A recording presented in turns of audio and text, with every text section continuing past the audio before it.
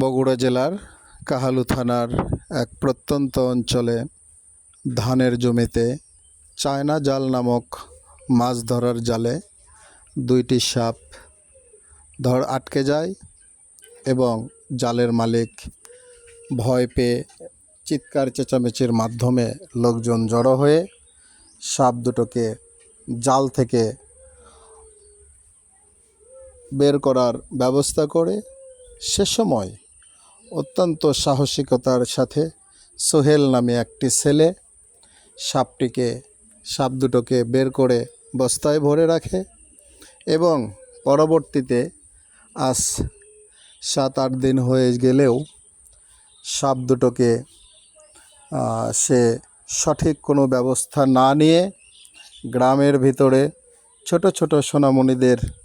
সামনে নিয়ে এসে অপেশাদার একটি ছেলে খেলা দেখানোর নামে সাপটিকে মাঠে ছেড়ে দিচ্ছে।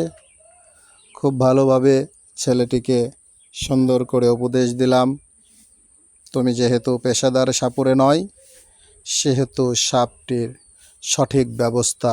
যত তাড়াতাড়ি সম্ভব করে ফেলো।